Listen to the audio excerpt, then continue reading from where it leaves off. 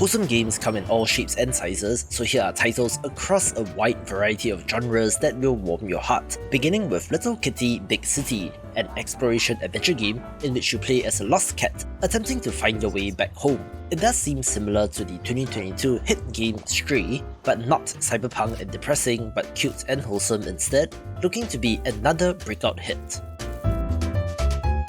A bunch of these are titles that I would describe as interactive toys following in the footsteps of Townscaper, where games like Islands and Trains have no specific goal, timer or points, but rather just allows you to tinker with and build stuff and watch it go, certainly bringing me back to my childhood.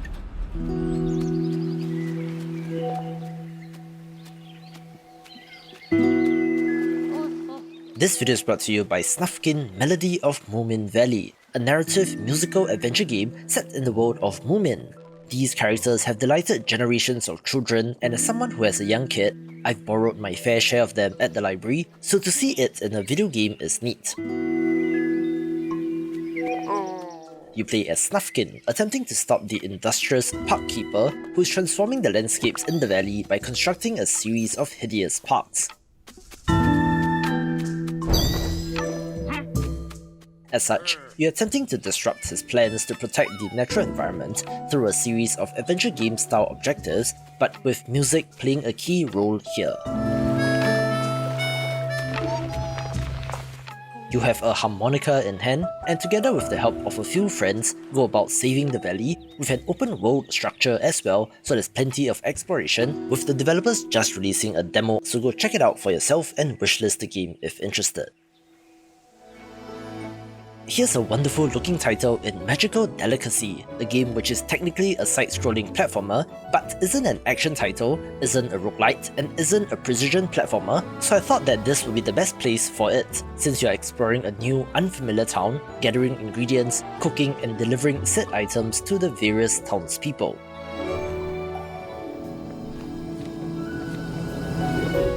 I do like the pixel art and the fantasy world setting, since you are playing as a witch after all. The cozy platformer concept has been done in other games like Spiritfarer, with this game looking to be rather wholesome as well. This next title got a showcase at the most recent Wholesome Snack presentation, in which Pine Hearts is a wonderful looking narrative adventure game set in a caravan park. It is perhaps the epitome of touch grass, since you're exploring the great outdoors, uncovering secrets along the way. There are some adventure game stuff like finding key items to unlock doors to access new areas as part of the progression, with a visual style that just looks wonderful.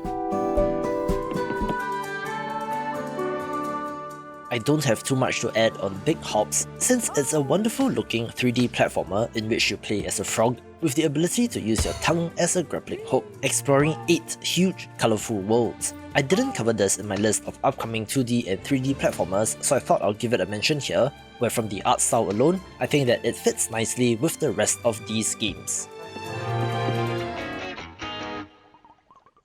Lo-fi beats have firmly established their place in the wholesome verse, so to speak, with Lo-Fi Girl on YouTube leading the charge, which makes Spirit swap lo-fi beats to match 3 to 1 of interest. I love match 3 puzzle games, especially when there are RPG elements, so it's already my jam, with the music, at least from the trailers, appearing to be very pleasant as well. I have covered upcoming farming sim titles but did not include Amber Isles there, since this is a shopkeeping sim instead, and is also set in a village full of prehistoric residents. Yes, that means adorable anthropomorphic dinosaurs to get to know, in which you're foraging for resources, then crafting these into items to sell. There's a village building aspect as well, done indirectly through befriending your customers, since whoever is invited to and chooses to live in the town will change it, having a fantastic look as well. Here's another farming sim adjacent title in Wish Upon a Llama, which, as advertised, is more of an animal ranching simulator instead. There are bunnies, ducks, capybara, and of course, llamas that you need to tend to, having a whole breeding system for the animals as well. Of course, in live sim titles like this, exploring the town and getting to know the locals is a core part of the experience and looks pretty wholesome. Here's a neat looking title in Kambulin, a 2D platformer that is a narrative adventure game all about love. You're exploring this beautiful pixel art world and getting to know the characters, exploring a strange, mysterious place that is inspired by the Brazilian savannah, which is something that I did not know about until today, where based on a quick glance at Google Images and Wikipedia, sure looks like a beautiful location as well.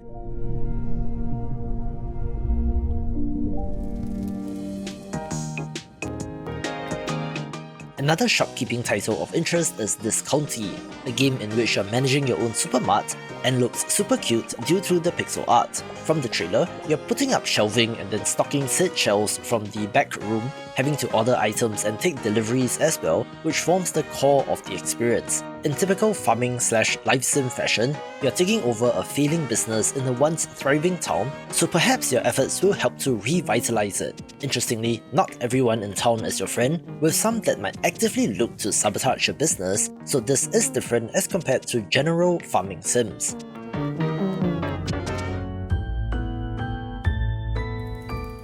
A game which was recently revealed that I can only describe as an unpacking-like is Momento, a game in which you're unpacking items and placing them on shelves, where the objects that you choose to keep from one stage of life to another will influence the life that you lead. Please help me with coming up with a name for this subgenre, since it isn't quite a point-and-click adventure game, nor is it a visual novel, with the act of taking items and placing them on shelves being rather mundane, but the narrative will be the main draw.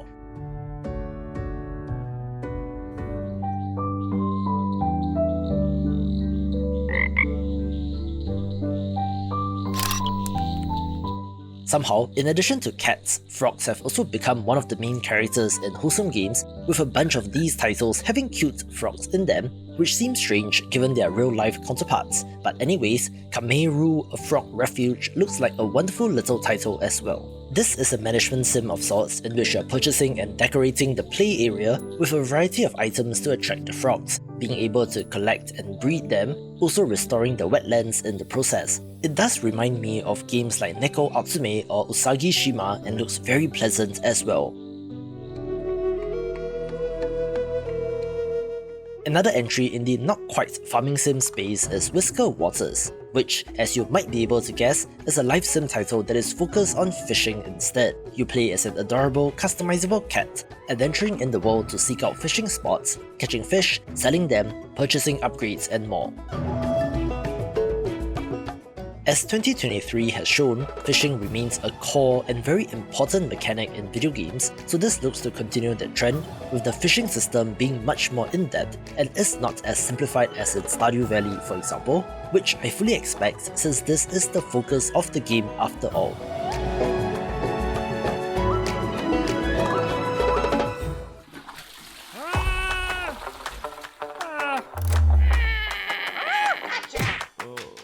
There is definitely room for comedy titles when looking at cozy games, since it is about light-hearted vibes after all, with World's Worst Handyman being the title of note.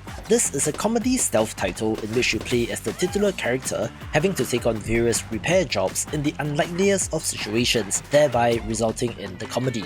I would say that this looks similar to Untitled Goose Game in concept, and hopefully will bring a smile to your face as well. The original Spirits of the North was a very well-received exploration-adventure game in which you play as a red fox wandering Iceland, with the sequel looking to capture some of that same magic but looks much nicer. You also play as a fox but now have a raven companion on a quest to restore lost guardians and to return home. Like Stray, mentioned at the very top of this list, there is room for an exploration-focused, non-combat entry, with the beautiful vistas and scenery looking to be the highlight here.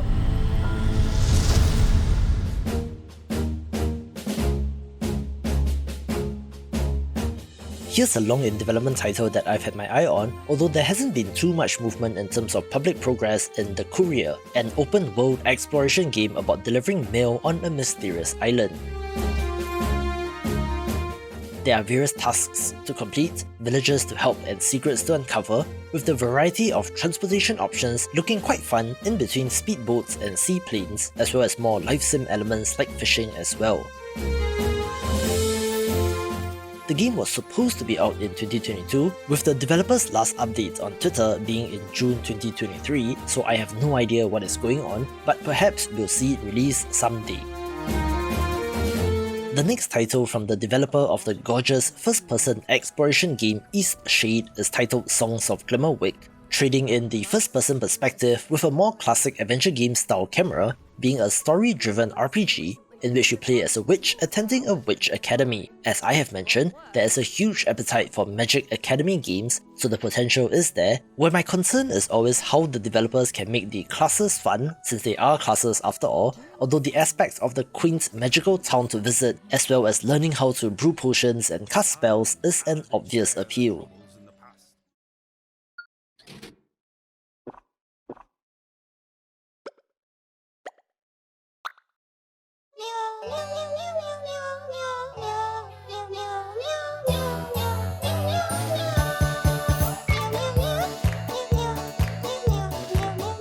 Cats. That's the appeal of Neko Odyssey, a casual adventure game centered around taking pictures of cats, but notably is not a photography game per se, since you are not framing shots like in Pokemon Snap, but rather have to be at the right place at the right time. Cats and cozy games are the perfect pairing, so the appeal is obvious enough and is a must-get for cat lovers.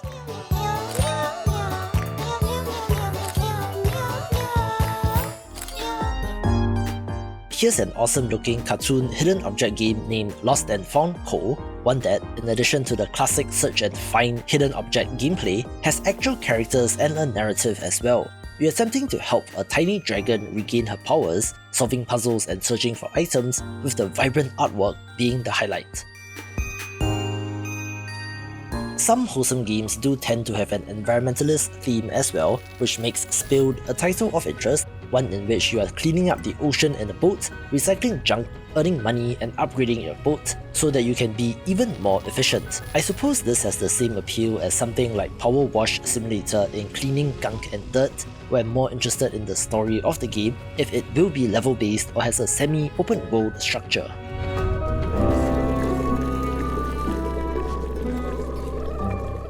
A newly revealed title is Loose Leaf, a Tea Witch Simulator, a game that seems kind of self-explanatory from the title, in which you play as a witch, managing a tea house in between worlds. Learning to brew the perfect cup of tea will be essential, with a ton of tactile things to fiddle around with, such as a milk foamer and even an hourglass to time the steeping of the leaves. Additionally, you are attending to haunted guests and reading their fortune through cards, looking like quite the pleasant experience despite the darker setting.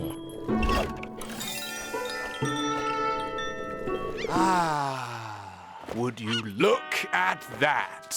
Just another beautiful day in Sprankle Water. Oh my. Oh, glorious. Hang on.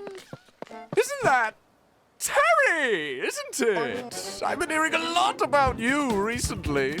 So tell us, Terry, what's everyone fussing about? Here's a game which some of you have mentioned in the comments, and yes, I do read every one of them, with this video being the best place to show off Tiny Terry's Turbo Trip, an exploration adventure game that seems to be similar to A Short Hike, only this time, instead of trying to get cell reception on a mountain, Terry is attempting to launch himself into space using a car in order to become famous, so isn't that just the most influencer thing to do? However, from the vibes that the trailer gives off, there is certainly a comedic tone to the game and seems like light-hearted, silly fun.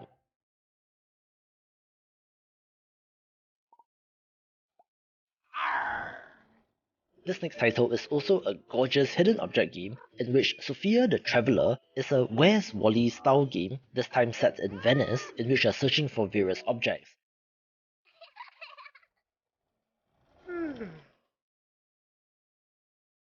The art is the highlight here, with the developers stating more than 1,800 character assets, more than 100 European buildings and more, with the stated goal of making sure you'll never be short of desktop wallpapers anymore, and, like Hidden Through Time that came before it, looks like a delight as well.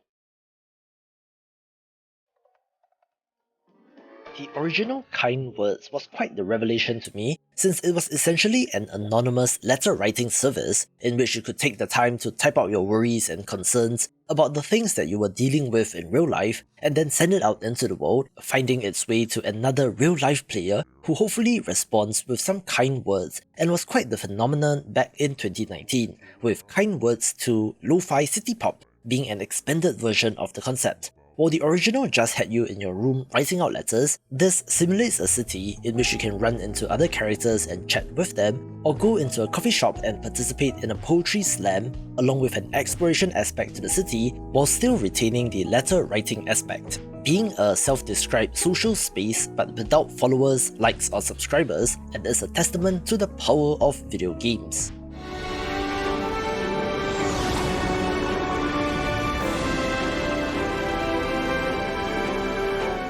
Like the Courier mentioned earlier, Lu's Lagoon is an open-world exploration title with a focus on delivery, only instead of mail, you are delivering all sorts of items in your seaplane to various parts of this enchanting island community.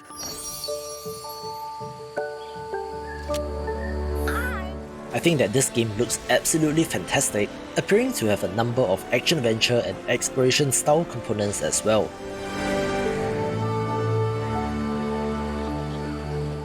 You can collect resources, harvest fruit, fish, craft, trade, upgrade your plane and get new equipment that forms the core of the gameplay loop.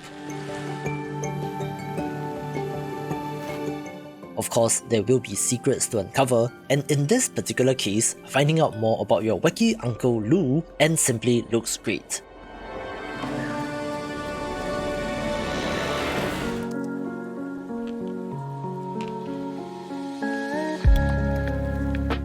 Remember when I said that lo-fi beats are in? Spirit City Lo-Fi Sessions is perhaps the example of upcoming games using this, since it's an interactive productivity tool for you to put on while you work on something else.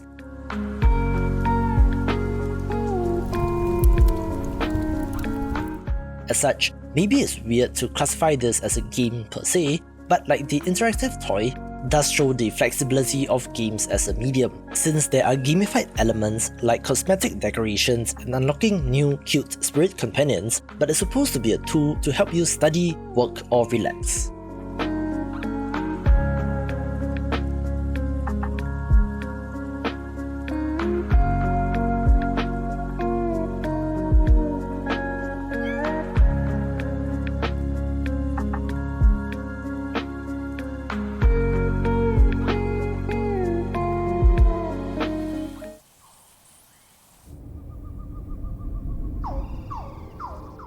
British developer Richard Hogg has firmly established a style for his games that exists in the realm of the whimsical, from Hohokum to Wilmot's Warehouse to I Am Dead, Loot, Rascals and now Flock. This is a co-op flight sim title that seeks to express the joy of flying, in which you are moving your way through wondrous landscapes and picking up a flock of flying creatures along the way.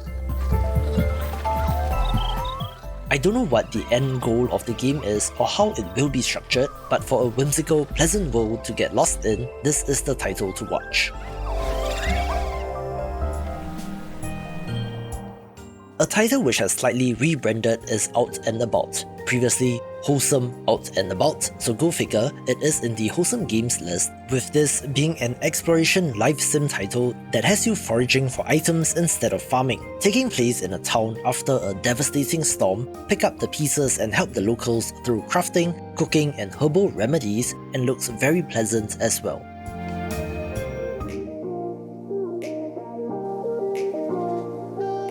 An adorable looking game with perhaps more of a capitalist theme is Go Go Town, one in which you play as the mayor and have to revive a rundown town.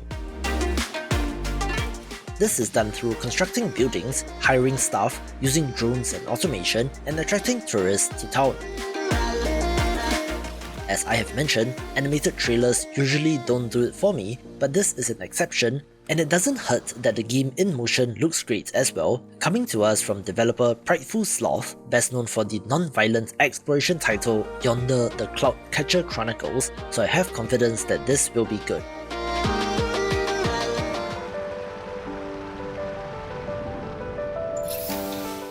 A A game with a massively successful Kickstarter campaign is Loftia, a cozy MMO that raised $1.2 million, looking like an ambitious but wholesome title. There's farming, crafting, home decoration, and co-op with friends as you work together to build a sustainable city. The systems look to be well thought out and pretty in-depth, with games like hydroponics farming or advanced farming items like hanging gardens for fruit vines, beehives, and more. There's a whole recycling and upcycling aspect to the game, a focus on renewable energy, cute pets, more quote-unquote gameplay sections like group quests that involve puzzles and platforming, and so much more. It is especially difficult for indie developers to sustain an MMO, since I believe server and network issues and costs are the largest headache, but then again, there's nothing quite like this in the MMO space, save for the newly released Palia, I guess, so let's see how it does.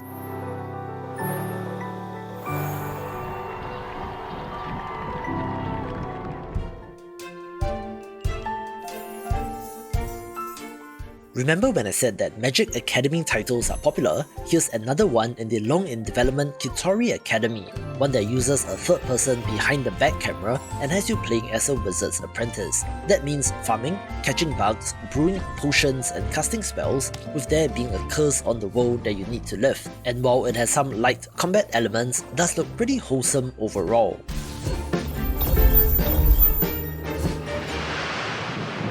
Somewhere off in rural America, there's a missing terrarium that's been lost and forgotten. But on the inside of the jar, secretly, quietly, and modestly, the sun is rising. A newly revealed title is Vivarium, a game which absolutely floored me due to the art style resembling 80s anime, in which it is set in a miniature world within a terrarium in which you play as a little girl in a mysterious town. It is all about exploration and solving puzzles, figuring out what is going on, and while the details are pretty scarce so far, the visuals alone have gotten my attention. So let's grow together and explore a hidden world.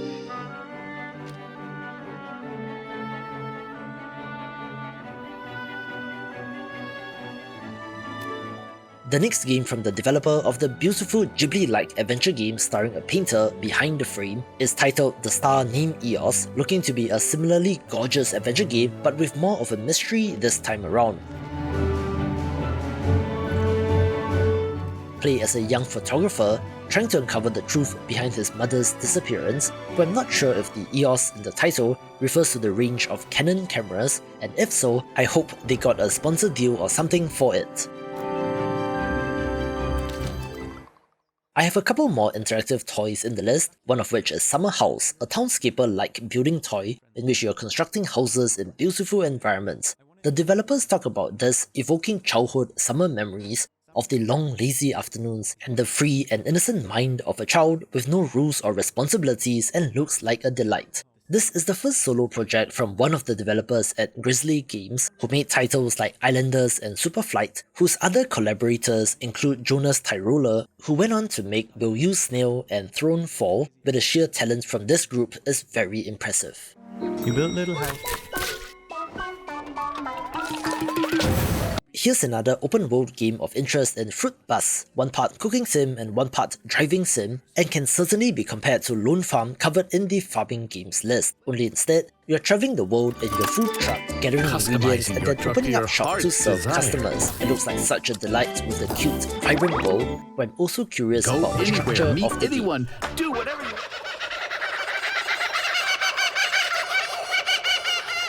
Oh, there they are. Where? Oh, I see them. Speaking of cozy game developers, the next title from the developers of Untitled Goose Game was revealed at the Game Awards and is simply titled Big Walk. Let's go. Curiously, it mixes cartoon characters with very realistic looking rocks and grass, being a self-described multiplayer online co-op walker-talker in which players explore an open world filled with challenges and puzzles.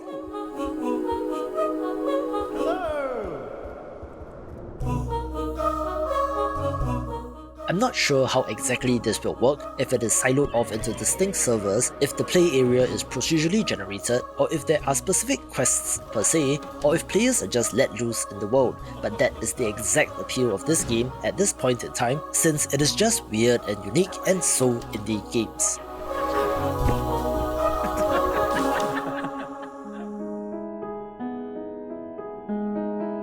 As I'm writing this, most of the human race are still asleep on the island. In a few years' time, you're going to join them, so that when you wake up somewhere better. This next title just announced a release date in Europa, in which this exploration-focused title sure looks like Breath of the Wild, but in which you play as an android exploring a paradise on Jupiter's moon. However, something has gone terribly wrong since the buildings are abandoned without a human in sight, so it is up to you to figure out why. Having exploration as the core focus of your game is an interesting choice, especially if you don't have other systems like combat to support it, but the traversal sure looks like fun, and the landscapes and locations gorgeous, so perhaps that will be enough to pull the game through.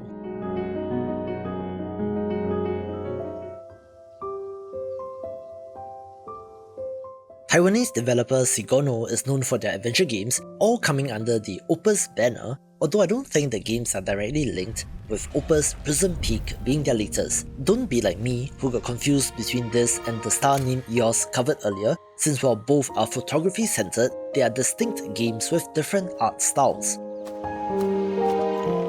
This game goes absolutely viral on social media since Medieval Townscaper, aka Tiny Glade, simply looks like a delight.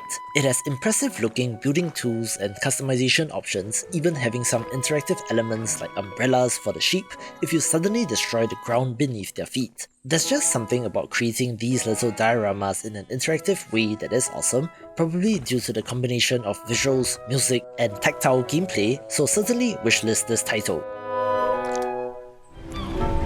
One of the most hyped indie games is Mika and the Witch's Mountain, another open-world delivery game, but this time you play as a witch on a broom, zooming around to deliver packages. It has those cozy Ghibli vibes in being similar in concept to Kiki's delivery service, also having an art style to match, with the exploration and uncovering of secrets being key, and where flying around sure looks like fun. If you want more cozy games of the farming variety, watch this video for more.